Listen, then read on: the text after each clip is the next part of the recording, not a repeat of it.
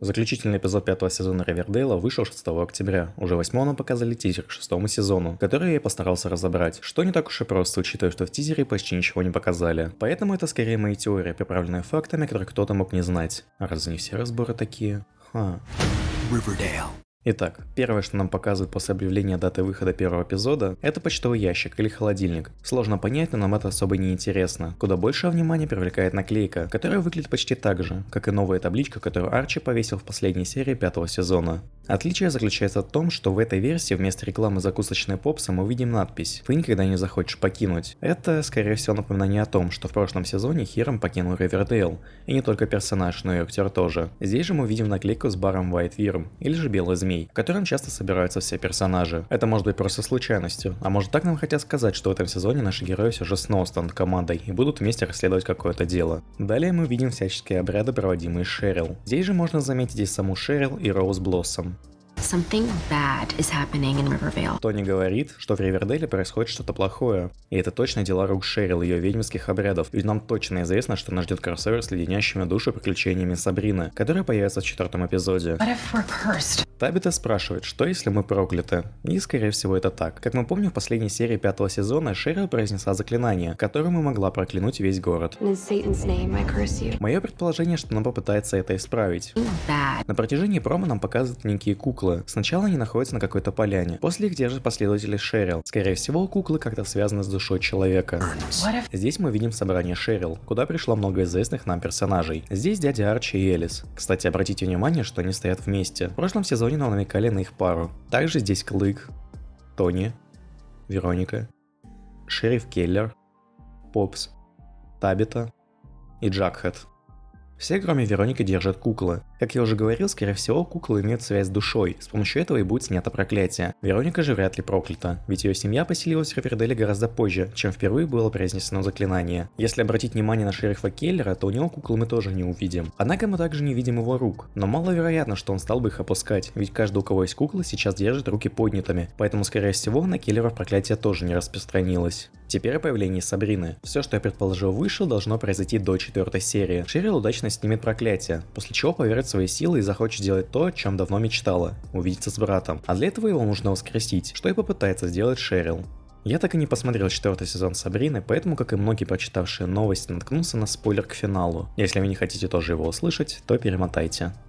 В конце 4 сезона Сабрина попала в загробный мир, поэтому у многих возникает вопрос, а как же она окажется в Ривердейле? Можно предположить, что события происходят в разных временных отрезках, а может Шерил что-то перепутает и каким-то образом вытащит Сабрину вместо своего брата. Напомню, что не смотрел 4 сезон Сабрины, поэтому не знаю, как в этой вселенной выглядит загробный мир. Возможно, Сабрина была рядом с братом Шерил, когда та его вытаскивала, поэтому выбрались они оба.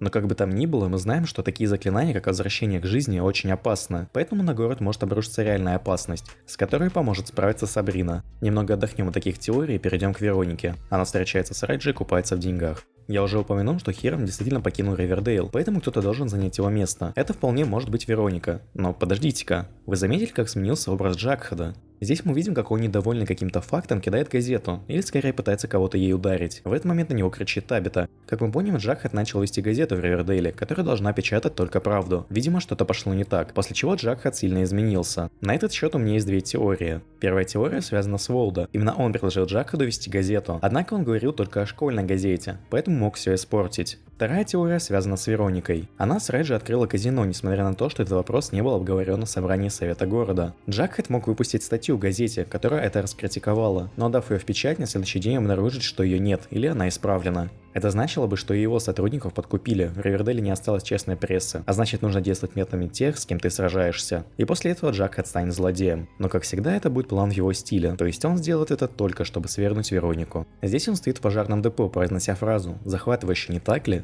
Riveting, isn't it? Он произносит не самые популярные варианты слова «захватывающий», exciting или thrilling, а riveting, что созвучно с riverine, речной. Рядом с Джакхедом стоят две девушки, которых я ранее в сериале не видел. Возможно, Джакхед что-то задумал, устроил диверсию, сейчас рассказывает об этом Арчи, судя по тому, что они стоят в пожарном депо, а девушки — это часть его плана. Riveting, isn't it? После этого нам показывают красный логотип Ривердейла. Красный просто хорошо сочетается с цветом пожарной машины, а еще красным написано название сериала на постерах, леденящих душу о приключениях Сабрины.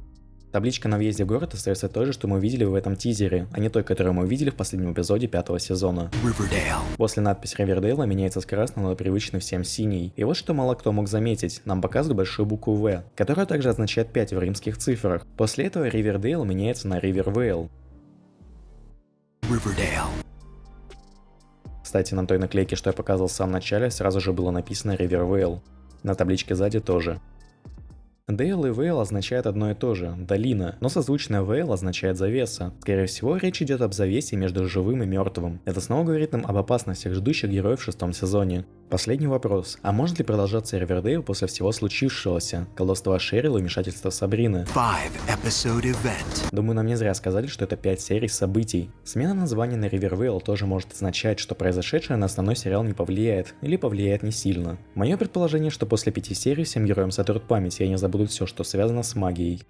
На этом все. Поддержите видео лайком, подписывайтесь на канал, ведь я планирую делать обзор на каждую серию. И пишите свои предположения в комментарии, что вы заметили до разбора, и чего бы вы хотели видеть в новом сезоне.